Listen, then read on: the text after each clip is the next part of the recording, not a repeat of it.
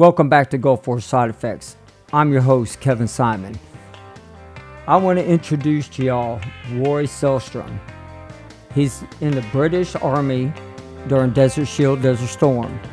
I want to welcome him to the program, and he has a fascinating story about how their VA system works and how our VA system works and what he did over there. Welcome to the show, Roy. Roy, welcome to the program. How are you? I'm fine, thank you, Kevin, and thanks for the invitation. It's quite nice reaching out and listening to your podcast, and and realizing that there's nothing all different from us. I mean, the Americans going off to the Desert Storm and Desert Shield, whereas ours was Operation Granby, so we call them slightly different. And Granby was some general from the 17th century, I think, or 18th century. So the British Army go through a lot of, coming up with some weird and wonderful names for when we deploy in operations. It can get quite confusing sometimes when you say your operation and we say ours. But no, it's great coming on, and I've been looking forward to having a chat. No, I've been looking forward to this chat for a while because let everybody know what you did while you were in the service over there, where you were at, and that stuff, and then we'll go into a little bit of what's going on with y'all over there as far as y'all's illnesses and everything going on. So, yeah, I was in the British Army. I joined up in what you would call the National Guard, whereas in Britain it was the Territorial Army. I joined that in 1982. I joined the 58th Battalion, the King's Regiment. I then got a chance in 1985 to get attached to the 1st Battalion, which is a regular battalion. So I went off and joined the mortar platoon, was what my job was in the infantry. And then in 1985, I enjoyed it that much. I resigned from that and joined the regular army. I went into the Royal Pioneer Corps. We did a multiple of jobs, but the pioneers within the British Army, the Royal Pioneer Corps, was a labouring unit. We originated in the First World War to do a lot of the trenches and roads, and believe it or not, latrines and tents is what we originally were set up for. It was mostly infantrymen what were injured in the First World War, so they couldn't carry on the job being in the front line. And then we were reformed in the Second World War to do the same taskings and more. So when we got to the round about the period of the Gulf War, we were doing most of the same taskings as what we'd done traditionally throughout the 20th century. But one of them we picked up from the Second World War, which was only a war. It only came out and they dusted off the file next time we went to war, was the grave registration side of it, which I believe you Americans call mortuary affairs. So for us, it's grave registration, or the British Army grave registration service. People confuse it with the Commonwealth War Graves. We're not. We are infantrymen in the British Army. In comparison to the civilians who look after all the cemeteries all around the world from the First World War and Second World War. So our job was, if a British serviceman or woman was killed on operation, we would process the body and then get it back to Britain. So deploying to Saudi Arabia, we were already informed that there was no British serviceman or woman going to be buried in the Muslim country. So, we were tasked to make sure the body was processed and sent back to the UK. We got there on January. I deployed in January. Some of the teams deployed in the early December. My main regiment, because I was seconded to the grave registration, my regiment had been out there since the early October. So there was a lot of pioneers already in theatre doing the multiple of jobs which I've described. However, ours was, there was a team of 34 of us, which were going to process any serviceman or woman what was killed in action or killed in theatre. Originally, we set up for 200 bodies a day. That's what we were looking at. We'd set up a morgue and we'd built 200 trestles so we could put the bodies on these trestles in a big refrigerated morgue in Camp 4, which is Al Jabail. That's how much they were told us. If there were chemicals thrown around and servicemen and when we were killed in any of the armoured fighting vehicles or tanks. All we were going to do is dig a big hole, drag the vehicle in there, and then pat the sand over it and leave it till another day. So we knew what we were going to do from being in theatre. And then from that, that's all we did. As soon as we got into theatre, I literally went in. I was only there 2 or 3 days. We had a fatality, which we went down and picked up. So any of the fatalities, what we had would, they would end up at some field hospital somewhere. So we would then be dispatched. We would pick them up, bring them back to Camp 4, take them into the morgue, clean them up if they needed cleaning, put them in a coffin. The welder would come in and welder it down, because if you bring a body back into Britain from abroad, it has to come in a Z-line coffin, and then it goes straight to the coroner. So that's what we'd be doing within that, bringing the body back to the UK. And as I said, I'd only been out there a couple of days when we had a fatality. And we went to pick him up. It was a young officer who had been killed in a road traffic accident with an armoured vehicle, which had gone down on the verge and flipped over. So he was killed in that incident. And that was what we did. Up to the beginning of the land war, we had processed about 23 British servicemen and women. Well, it was actually servicemen what had been killed up to that point. Up until the air war started on the 16th of January, we didn't have any of the RAF pilots up to that point, although we knew they'd gone missing, and there was an expectation who had been killed, because they'd not been informed they were prisoners of war. So they knew they were out in the desert somewhere. It was just a case of, finding them and bringing them back, and then we would end up with them and process them and get them back to the UK. So early January, I got there on the 2nd of January, and on the 4th of January was when I first got my first injections, which was anthrax, the plague. As soon as we got there, we started taking what we call naps. I believe you call it different, but we call it naps, which is the nerve agent pre-treatment, which is the old blister packs, and you had 21 tablets in it. PTAB. And you had to take one of them every 8 hours. But people forget, on top of that, each day we'd all be taking our malaria tablets. They were constantly walking around the camp with swing fog, which is to keep the inferior, the mosquitoes down. So even before we went up on the land war and seen anything else, you're already, getting in, your body's already getting introduced to chemical, effects or toxic effects, whichever. Even before I deployed to Saudi Arabia, I'd already started getting injections in the UK.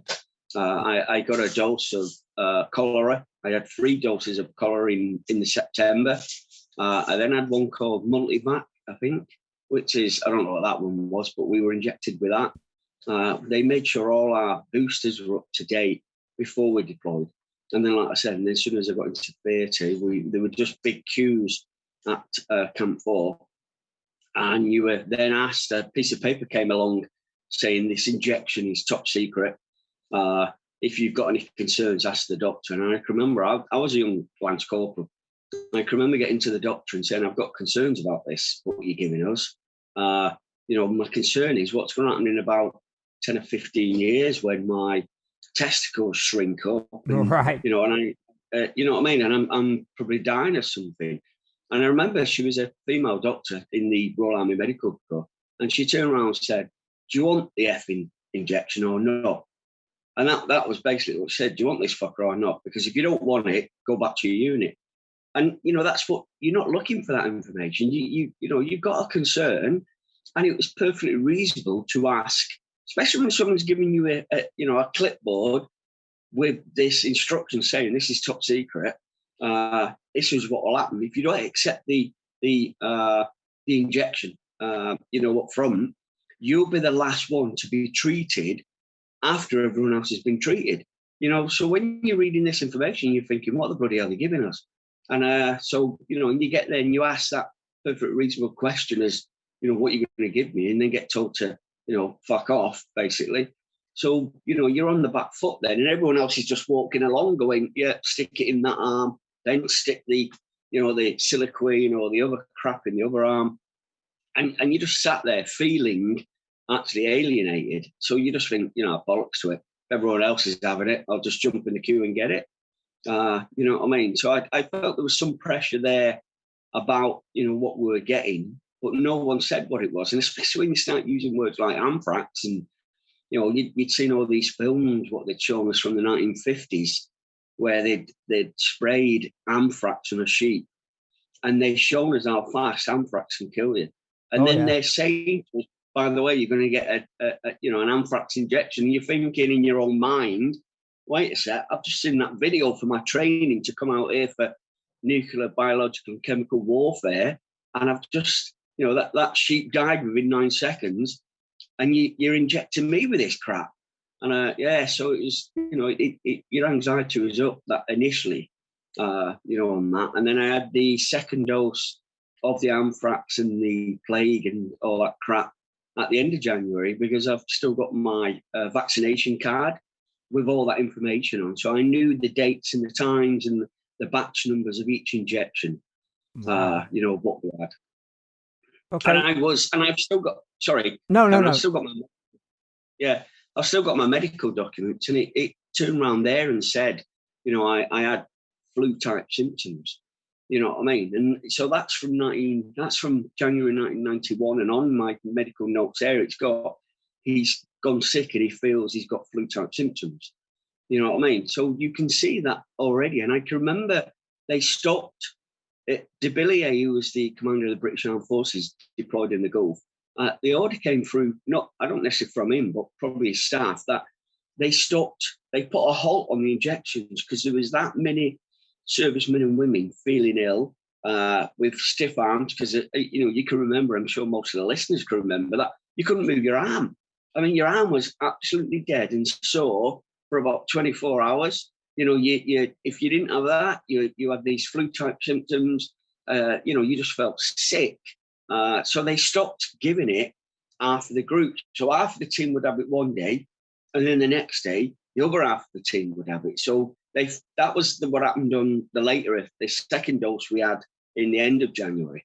It was hit and miss. But, remember, we've deployed to a war and a war footing. So, everything else was going on within this environment. And we weren't training. You know what I mean? We weren't training. We were doing it. As soon as we deployed, we went into our operational role. Whereas, the rest of the British Army were doing lots of training, lots of shooting on the ranges, lots of armoured section attacks, platoon attacks, company attacks, working around how they're going to deploy their armoured vehicles. Whereas you've got this little team of 34 of you what are doing the job constantly. As soon as you get out there, we averaged about one British serviceman killed every 2.5 days, roughly. So there was a team deployed either down to Riyadh or up to the front line, which you called where the MSR was, up to the the forward line where most of the British Army were deployed.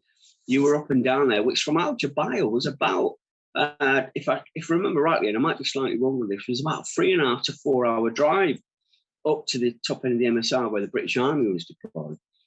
So you were driving up there. So an average day to go and pick just to get up there, you've then got to find which camp he's on or where he is if he's been killed, then collect him, and then you have to make the decision, are we going to stay up here for the night, or we're going to drive back down to Al Jubail and take them down there tomorrow. And the transit coffins do not fit in a British Land Rover. So the long wheelbase Land Rover, the transit coffin, which is about 7 foot long, does not fit in the back of that. So when you put the body in, you had to turn the box on its side. You know what I mean? So you couldn't put the box down. You had to turn the box on its side. So, and then there was no room at all for you to sit in the back. So you've got your legs draping over the coffin. And then the other way, there was a few times where I slept with a dead body for the night because we'd gone up there and given a body bag. So he'd be in the back of the wagon with us. Because we if we had the transit coffins, we'd go up with them. But if we didn't have them, you would go up there and retrieve the body from wherever he was, and put him in the back of the 4-tonner with you, which is a 4-ton Bedford, which is one of the big. You can fit about I think you can fit about 12 or 15 soldiers in the back. You know what I mean? And that was our utility wagon. So, but that's what we were issued, them and Land Rovers. And so you didn't have a transit coffin. The body was in the back of you.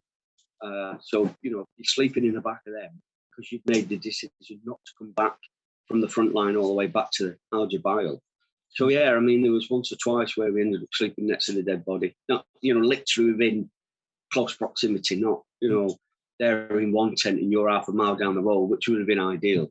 You know, so, yeah, we had some grim nights, to be honest, which was probably not any different from, I suspect, your mortuary affair teams were doing the same job. Right, right. And see, now, when you were talking, your VA and our VA is a little bit different, especially how they pay out and all that stuff. So, are you having neuropathy problems, digestive system, like what a lot of us are having over here? What are your symptoms, and how is your VA handling it?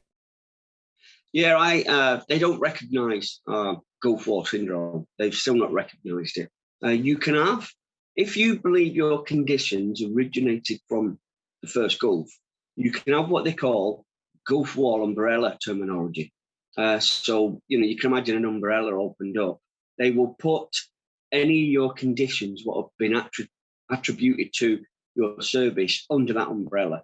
It doesn't, you know, it's just a word terminology. You don't get anything more from that. I mean, ours, I'm not sure about the American, ours is called Veterans UK. That's its name for UK. It's not, you know, the Veterans Agency and anything like that. I mean, since I came out of the army in 2006. I was diagnosed quite fast with post-traumatic stress disorder. I knew I was ill actually at the end of the Gulf War. I went off and saw a forward psychiatric team because I just couldn't control my emotions. Mm-hmm. You know, I dealt with that many dead bodies to that point and seen actually every way a serviceman or woman can be killed. You know, whether it was British, Allied, or Iraqi, that I was just mentally and physically ill.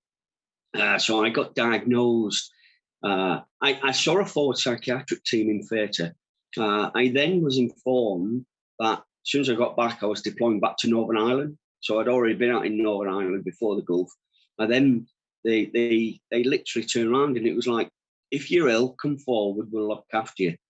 Well, I came forward and it felt like a punishment and they sent me to Northern Ireland. So they knew I was mentally ill and they deployed me as an infantryman back to Northern Ireland. So I'm sure, whatever the American, your opinions on Northern Ireland, it was still part of Great Britain. And the British troops have been deployed there since 1969 doing peacekeeping operations. It was pretty rough sometimes. You know what I mean? The Irish Republican Army or the Protestant terrorist groups, they were extremely very active. British servicemen were losing their lives out there. So I deployed back out there ill. You know what I mean? I had all the symptoms of post-traumatic stress disorder, although I hadn't been diagnosed with that at that point. There's a good chance earlier on I probably just had a stress reaction to working in the Gulf. This is before any of the Gulf symptoms, the Gulf illness started appearing. So the first one I had was post-traumatic stress disorder. I then ended up in a psychiatric ward. I had a breakdown as a young NCO in Northern Ireland. They brought me back from Northern Ireland to Queen Elizabeth Military Hospital, which is based in Woolwich, London. I ended up there in the psychiatric ward, which is pretty rough, to be honest, because, when you're feeling mad, and I'm sure, some of the guys will understand, you're feeling mad and it's all up there. You can't control what's going on in your head, and it's so frightening. It's extremely frightening that you feel, it sounds mad, but you feel you're going mad because you've got no control over your bodily emotions. So you're just crying when you're talking to people. Your headaches all the time. Your anxiety is going through the roof. And all I wanted to do was serve in the British Army. You know what I mean? So I'll be honest with you, they ask you all sorts of questions, and you think to yourself, if I tell them exactly what's going in my head, they will lock the door in a padded room and leave me. Because, psychiatric hospitals in Britain didn't have a good name. I'm sure they probably didn't have a good name in America. But in Britain, it was like a Victorian institute. All these hospitals were still Victorian. They'd been built in the late 1800s. So, you've got these Gothic hospitals where you lock people up for mental illness. And, I'm a young NCO in the British Army, and that's all I'm thinking. That's what's going to happen to me. Right. And I'm sat in this psychiatric ward thinking, I'm literally going mad.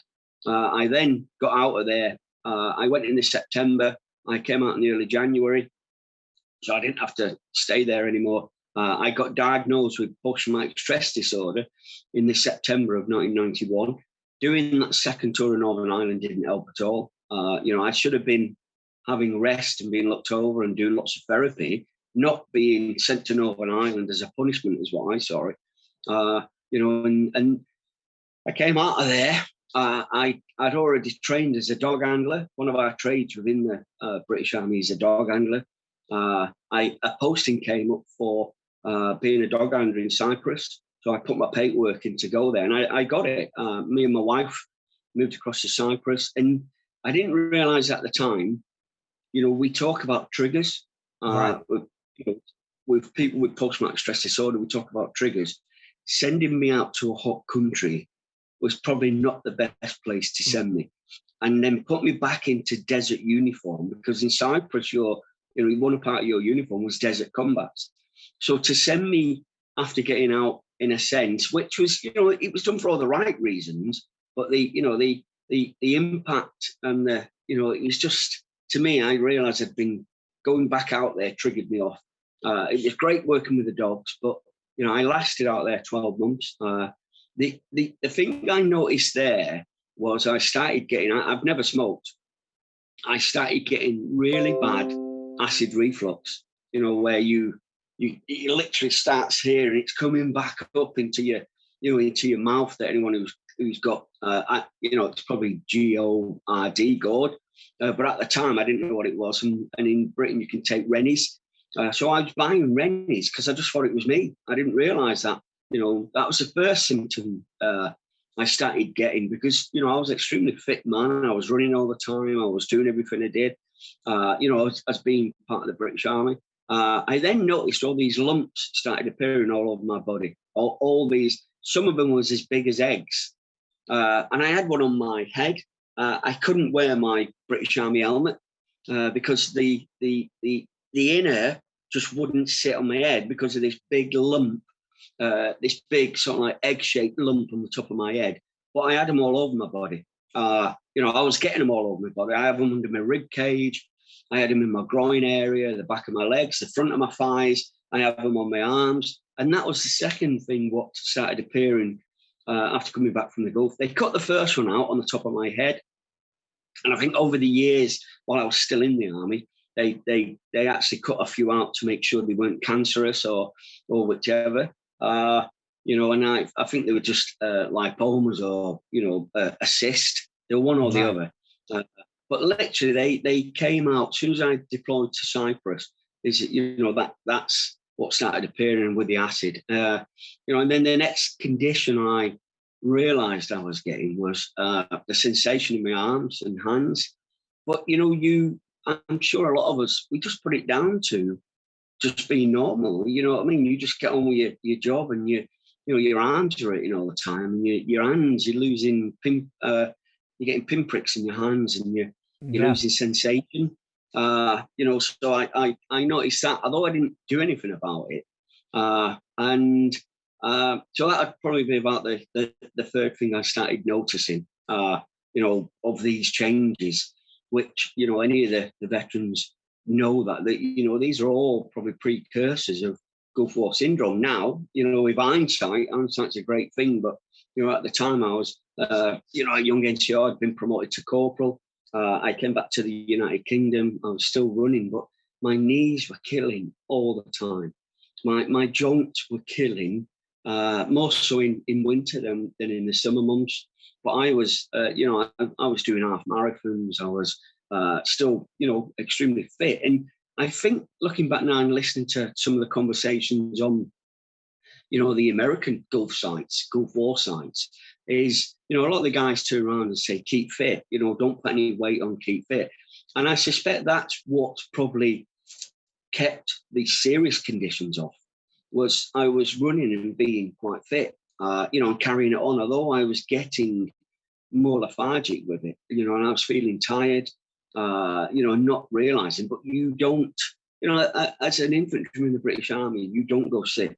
That is a no-no. You just don't go sick. Right. There was only the sick, lame and lazy, that stigmatization of, if you go sick, you're just sick, lame and lazy. Which is, when you look back, is, if that's imposed on you, it's not forced, but that's, that you can hear people talking about it. You can hear NCOs and platoon sergeants, and you look down on people who are going sick all the time. So you stay away from a medical centre. It's not somewhere where you are frequent all the time. And at that point in my life, I was still quite fit. I was keeping the weight off. I was, like I said, been running, going out doing battle PT. But I was, I knew there was something wrong with me. Right. We got to in the middle of the 90s, and I think that's when it erupted, and I was keeping an eye on what was going on, because I did have concerns. I'd served in the Gulf. I'd served in Northern Ireland, but it was all these rumours what were coming out about servicemen's medical files going missing from the Gulf, or and then there was you were hearing about these veterans what were fighting the government because they were saying they were ill from the Gulf, and you're sat there, as a British serviceman still serving, thinking, what's going on? And around you, people who hadn't deployed to the Gulf, were talking and being disparaging about them, saying, "Oh, the whinging sods, you're only after the compensation." What they're talking about? There's nothing wrong with them, because the government were doing a good job of, just not even questioning or not even arguing over what was going wrong. So if a British serviceman, you can't, at the time, you couldn't put in for compensation until you came out of the British Army. We have a system called a war pension. It's not to do with war, that's just terminology. You can be playing sport and get injured. And all it means is that, was you in the British Army at the time when you were injured? Yes. What was you doing? So they would ask you the incident. So if you said it was originated from the Gulf, you would put that down. But if you said you were playing football or rugby, or, you were doing an activity for your unit, that would go down. And the name of it said war pension. So you can only claim it once you come out of the British Army. They don't tell you about it. So you can go for years not even realising you could have put a claim in for a war pension. But the strange thing about it is, the Act, what's in, is from 1943. So, when you get your war pension, the writing on the top of it, it's like a roll warrant. So it's not governed by Parliament, because most of the benefits in Britain are governed by Parliament. A roll warrant is signed by the Queen. So she signs it off. So if they've got to change it, it has to go to the Queen, not Parliament. So our normal benefit system in Britain can be messed around week on and week out by the government, and they can change the benefits quite fast. They can't change the war pension system. And it was signed off by the Queen's dad, George V, or George VI, whichever, in 1943, when we were fighting a major war with, Americans being our allies. And it stayed in since then. And it gives you pounds and pence. It starts at, you get a gratuity. So from 1 to 19% would be a one-off payment. And then you get 20%. That gives you a monthly or a weekly, or it's a weekly payment, and you're giving it over 28 days. So at 20%, and I'm probably wrong, when I first came out medically discharged in 2006, the war pension was £27.20 a week. And I had post-traumatic stress disorder, arthritis in the knees, bilateral knee pain syndrome, which is, that's the pain what you get with the arthritis, because some people don't have pain with arthritis, whereas, they split them. If you've got pain, that is a separate condition from the arthritis. And GORD, astral reflux, but round about 98, I noticed that I was constantly shitting myself with diarrhea. Mm-hmm. And I'd gone sick with it in 2000 and been diagnosed with irritable bowel syndrome. So I was in 2000, I'd be in my mid 30s by then. So nationally, people don't start getting in this country irritable bowel syndrome till they're probably in the mid 40s to 50s. Right. So a lot of the time, the conditions I were getting were years in advance as what people would normally get in this country. So I'm getting all these conditions and getting them diagnosed while I'm in the army. But then, like I said, over the years, the triggers just kept popping up.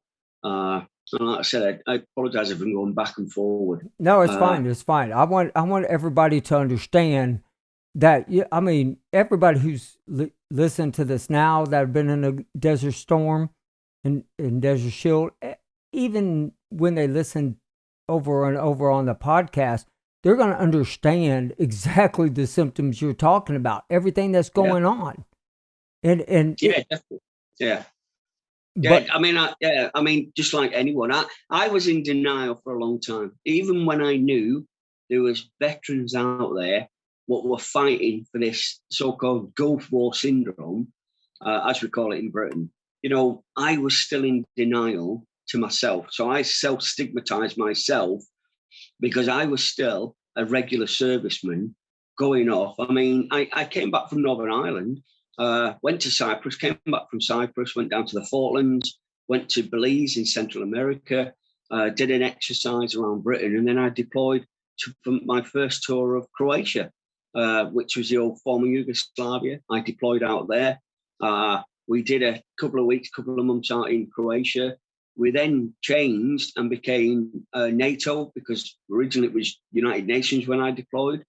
We then swapped over halfway through and swapped into NATO and put our own regimental berries back on and regimental cap badges and deployed into Bosnia. So I did Croatia and then into Bosnia, which would take me to about 96. And, and I was coming back, and the triggers from the PTSD, although I didn't understand them, and sometimes I would get triggered and I wouldn't understand it maybe for about 5 or 6 weeks.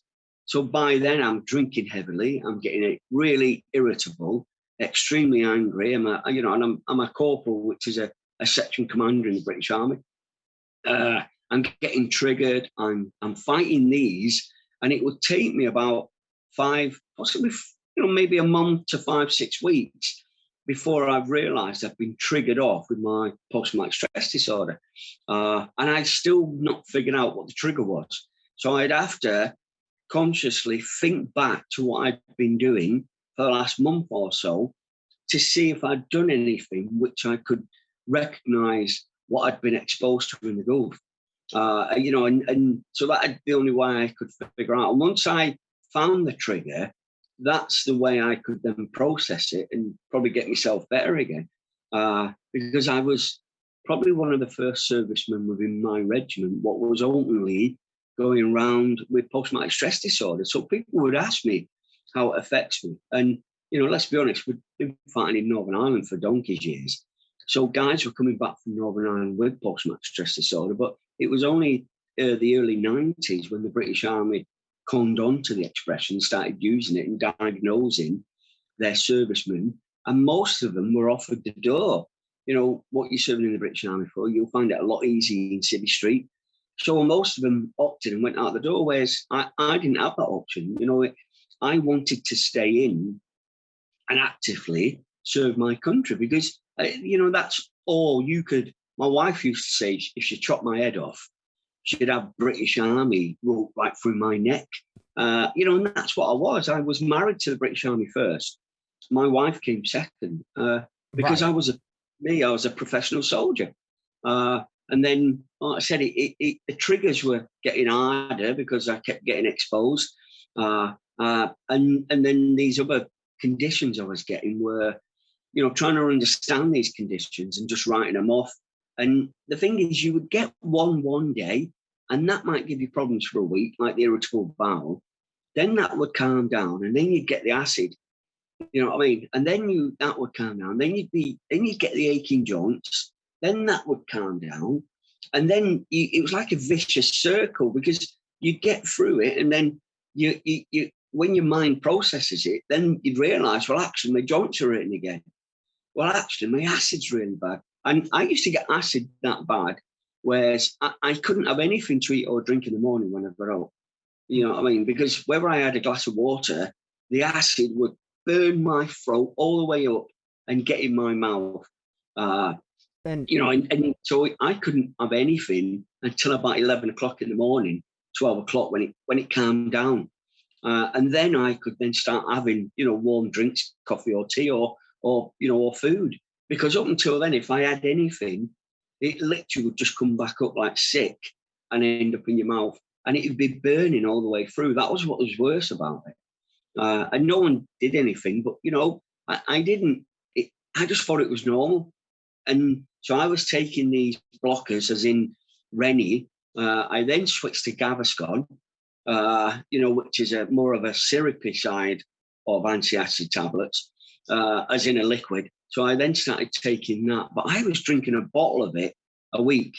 So I'd probably have near enough, probably less than a litre, and I'd be drinking about a litre of that each week, just to stop the acid, and then I'd be taking Imodium to stop the diarrhea, just to keep the diarrhea in control.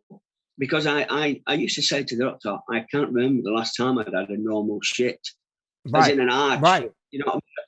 I just couldn't recall for years. All I was doing every time I went to the toilet, and when you've got irritable bowel, I was probably going to the toilet 6, 7, 8 times. And although I'd shit everything out of me, my ass would be twitching. My ring piece, as we call it here, would still be twitching because there was nothing in there. You know what I mean? Right. And so and that's what a lot of us go for, vets have gone through. Like there's a question on here: how many other countries were in during Desert Storm? How many do you think? Well, God, 11. Well, I mean, you had Norway, Denmark, from Europe: Norway, Denmark, France, Italy. So there's 4 off the top of my head. United States, Israel, Russia. I remember seeing Russian troops out there. Yeah. No, you had quite. I think there was 27 in total. Maybe. Okay, about 27. I think there's a coalition of about 27 because Qatar, United Arab Emirates, Pakistan. You had quite a few Muslim countries what deployed troops out to Saudi Arabia. So I mean, it was probably the last war. It was probably one of the first wars. It was a United Nations, rather than a Western orientated, United Nations for Korean War. It was probably the first war where actually the Arabic Muslim speaking world and the Western speaking world came together, to fight a common enemy, as in Saddam Hussein, for what he was doing out in that part of the world. So I mean, it was quite difficult. But on the war pension side, you start off at 20%, then it goes in graduals of 10%. So if you get a 5% condition, you won't get anything for that. It's if you get 2 of them.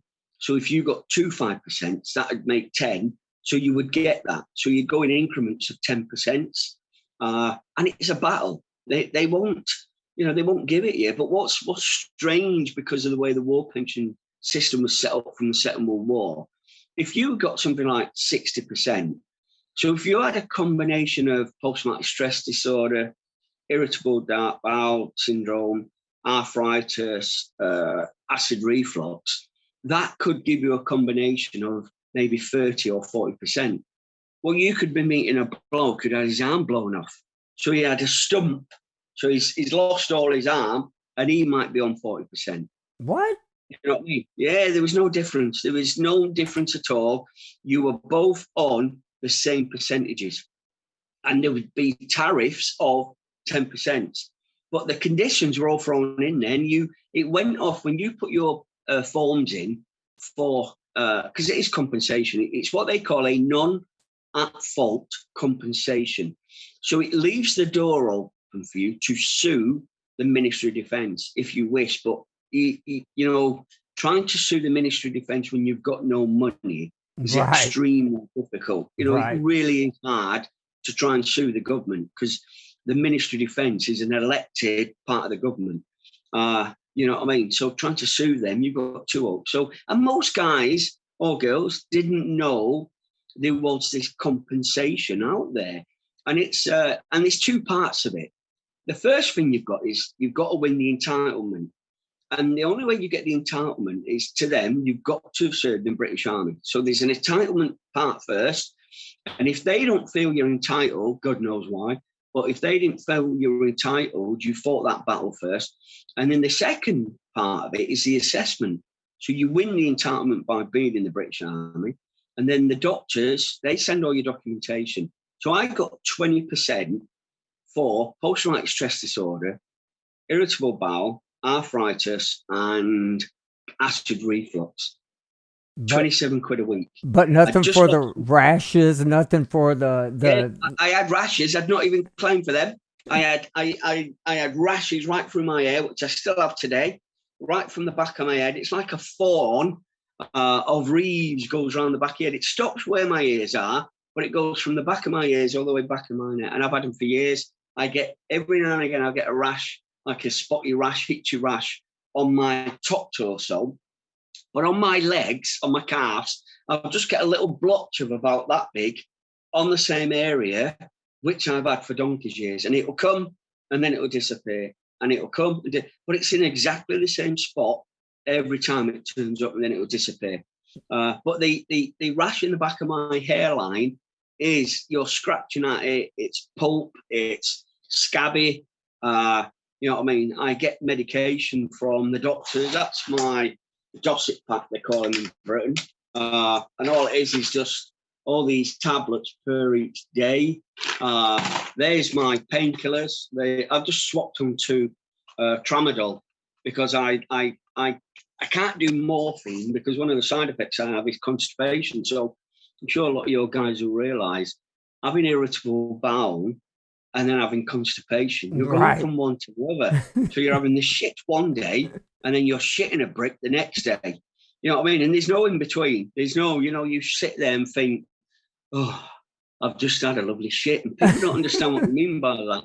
You know what I mean? And you know, when your belly gets sorted and you can actually just sit on the crapper and go, you know, thank God for that. Because other than that, you're near enough got tears down your eyes because you're giving birth to a brick, or you know, you're shitting yourself to death. And then I have ibuprofen, which I get from my chest. They're not sure what my chest ailment is. You know, it's not asthma. They keep giving me asthma things, but it's not asthma. They've done tests on it. I got it from. I picked it up. They used to give me tests in the army. So individually, all these conditions I already had before I left the army. You know what I mean? And all these conditions were there before I left, i.e. the arthritis, most of your joints. You know, from my feet upwards, I've got arthritis in my feet. I've got arthritis in my ankles. I've got arthritis in my knees. So I've got it in most of my joints. You know, and then I've got this band of... it's like a type pain. So anyone would say, you know, if you did first aid training, it'd be like angina or a chest condition, heart attack. Well, that's what it feels like for me. And I had it for about 2 years. And, you know, being a bloke, you don't go sick. I just kept quiet about it.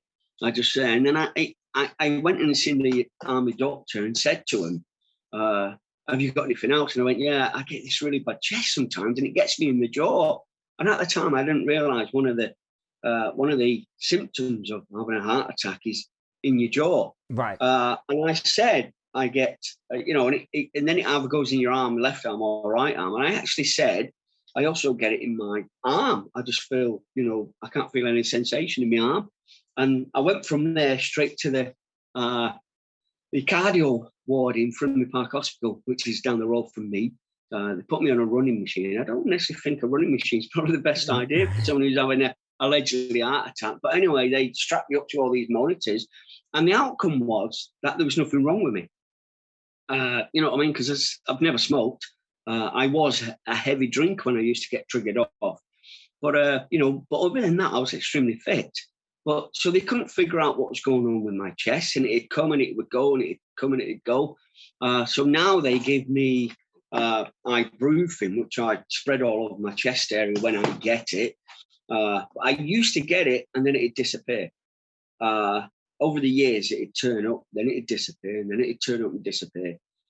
Whereas now I find I'm getting it more. So I'm getting it in the summer and the winter. So they're not sure. And then I have this for dry eye. I have to squeeze this in because the opticians at the hospital specialist has turned around and said, I'm supposed to be taking the same thing. Yeah, I'm supposed to be taking the same thing, dry eye and everything. Yeah, and you get it, and it's like it's very irritable and painful. Explain to the audience how y'all's healthcare system works in the VA. How some of it's free, some of it's not. In Britain we've got the what we call the National Health Scheme. The taxpayer paid for it after the end of the Second World War. They realised that they wanted some national health scheme, and they brought in the National Health Scheme. You pay for it through your taxes. It's probably one of the biggest budgets what people pay for in this country, and it's something which the British public would not get away from. I mean, quite rightfully, it's very popular in Britain, so you don't have to pay for anything if you go into the NHS. So if you go to a hospital, you don't pay. You walk through the door, and it's open to anyone. If an immigrant turned up tomorrow who got into the country, they could walk into our hospitals and get treated, and no one would say anything at the point of contact, they call it. After that, if you get a secondary appointment, that's different. They then start checking everything. So they would check your national insurance number. We don't have insurance normally in this country for just walking in the hospital, so you don't have to worry about any insurance schemes. The second appointment or the follow-up appointment, that would be different. But the initial appointment, regardless of what the illness or injury is, or the wound or the sickness, the NHS will look after it. They encourage you to go and see your doctors. So you normally get a doctor's appointment for any of the run-of-the-mill, anything like a cold or a flu-type symptoms, anything like that. And your doctors would normally pick it up. If they've got a concern, they send you to the hospital. So you don't pay for our healthcare in Britain. You can go private, but most people are, just use the normal system what we've got. However, if you then start picking up medication, so if I had to pay for this medication, that would be £9.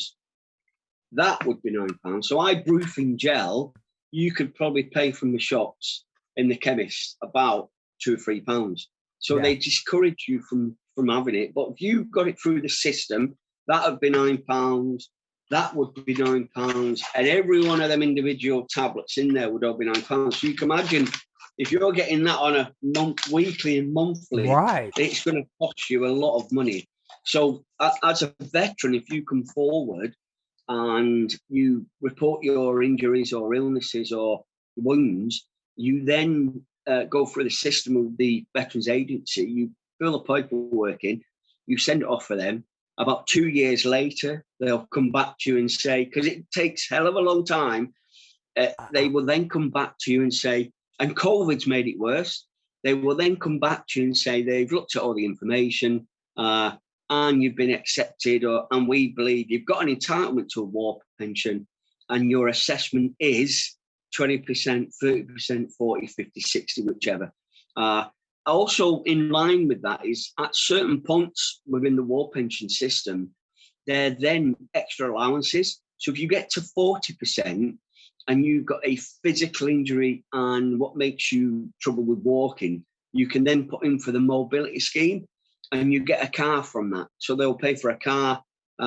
You pay for your insurance and your petrol, but they'll pay for a brand new car for you. They don't pay it for you. You would have been given the money. It's just that you surrender that money and get a car.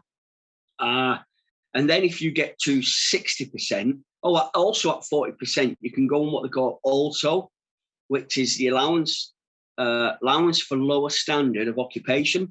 And that means that if you were a sergeant in the army and you had a lot of these conditions and you just couldn't work within your expectation of a sergeant in the army, which, is about £80 a day, with employment, and you could only get a job what was going to give you the national standard wage of about 16 quid a day, they would marry that up and they would bring your also would offset that loss in earnings.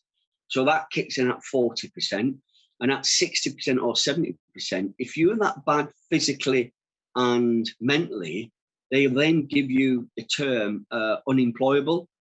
So they've accepted that you are going to be employable. So if you put in your CV to a job and you go for a job with your CV and you turn around in Britain and say, I've got mental health issues like I have, or I've got pretty severe physical problems, most employers are going to look at that and think, there's no way I want you.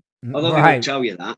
Right. So you're not going to get, so the Veterans Agency actually look on that and they'll give you that terminology of unemployable, which I am. That's what they class me as. So when I was medically discharged out of the British Army, at the time it was just my PTSD. All my other conditions were there, but I was just focusing on my mental health because I was trying to sort out my head. And, I'd had this post-traumatic stress disorder all through my army career, originating from the first Gulf. And it was to do with the trauma of working with the dead bodies. So, as soon as I came out, I wanted to work. The problem was I weren't fit enough to work mentally. There's a good chance I probably would have killed someone. Whether I'd been, triggered off through irritability and anger, or just, through negligence, I could have probably killed someone.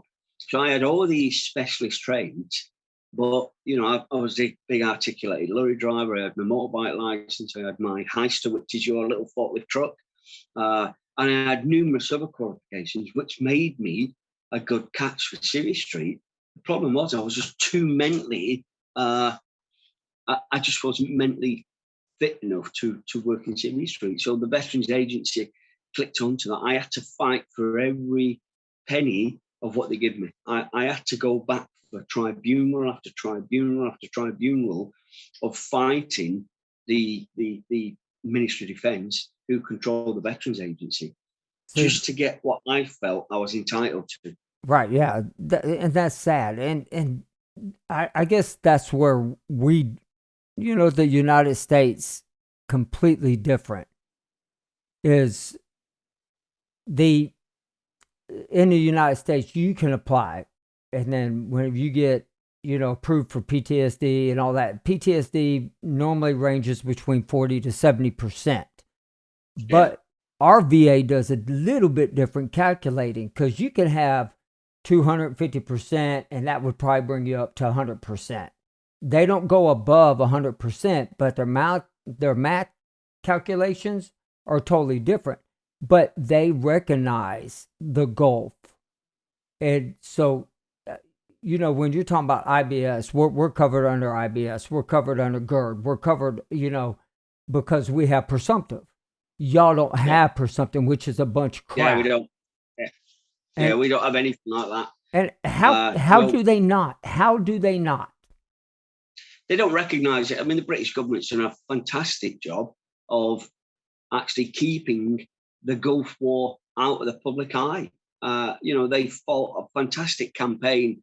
I wouldn't give them credit any time of the week, but in theory, they've fought a fantastic campaign of keeping the Gulf soldiers what are ill out of the public eye. So they'll turn around and say, how many Gulf soldiers have you got ill? And they'll say, oh, we don't know. We're not sure. You know what I mean? And so I believe there's only 9,000 out of the 55,000 what deployed to the first Gulf of the Army, Royal Air Force and the Royal Navy and Royal Marines. But there's only about 9,500 what are actually in receipt of a war pension from the first Gulf War. Because we recognise Afghanistan and Iraq as our Gulf War II and Gulf War III in theory. So the first Gulf we talk about, 1990 to 1991. And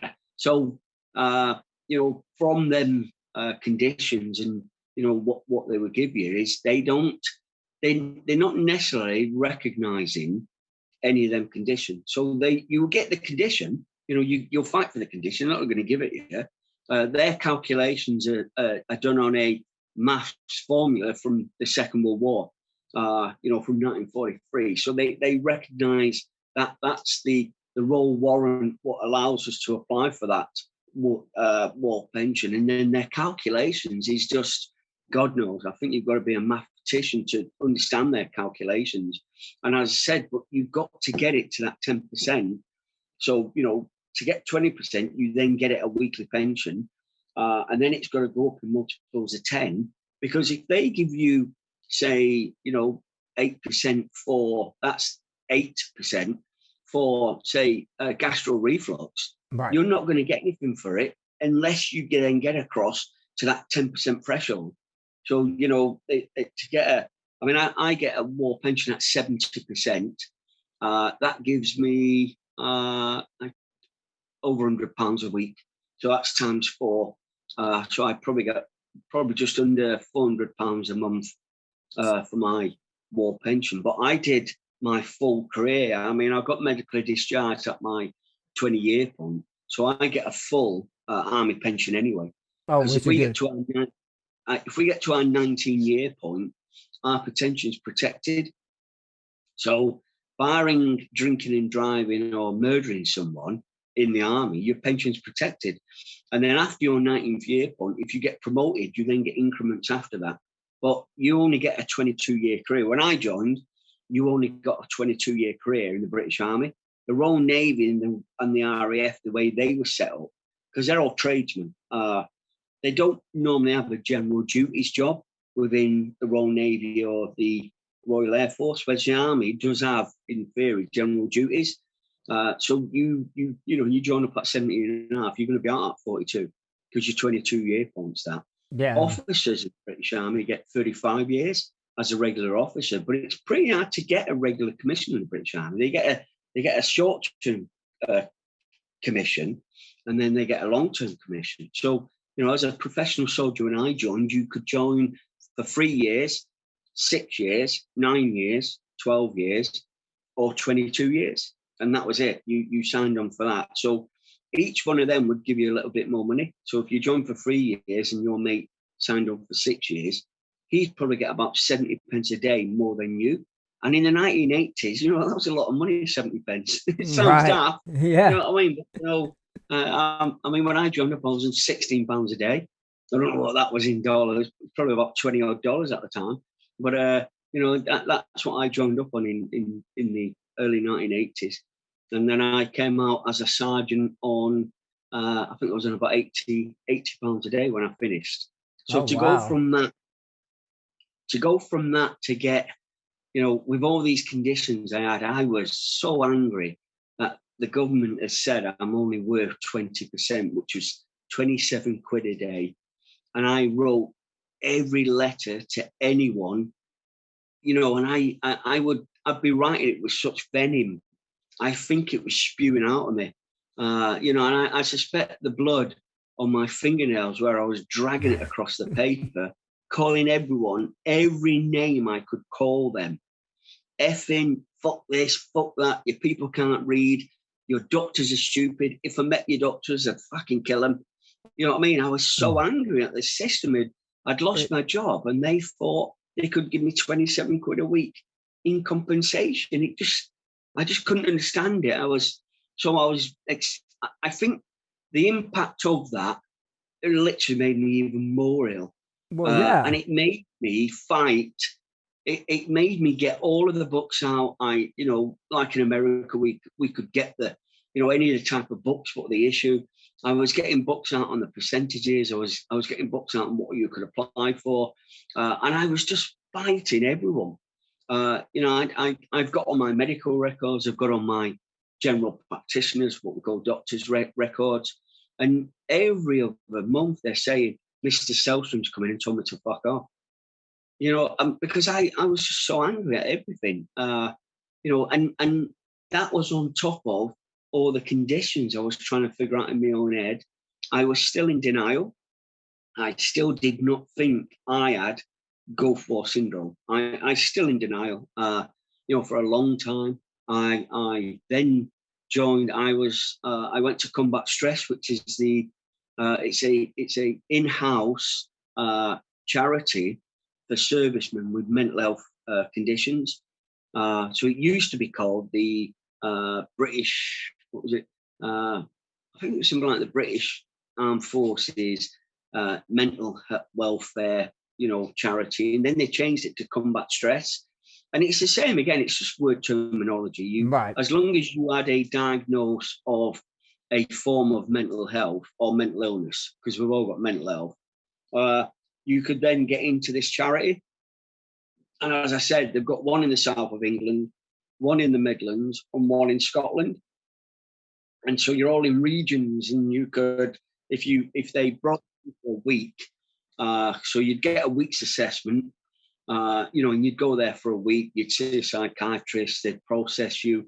If you hadn't already been diagnosed with post-traumatic stress disorder or, schizophrenia, psychosis, anything like that, then their psychiatrist would diagnose you. So the Veterans Agency in this country will only recognise a mental illness if it's been diagnosed from a consultant psychiatrist who's within the British Armed Forces, or really a psychiatrist, recognised from the British Army. And at the time, the only ones they recognised was combat stress. Please stand by for part 2 with my guest, Roy Sellstrom.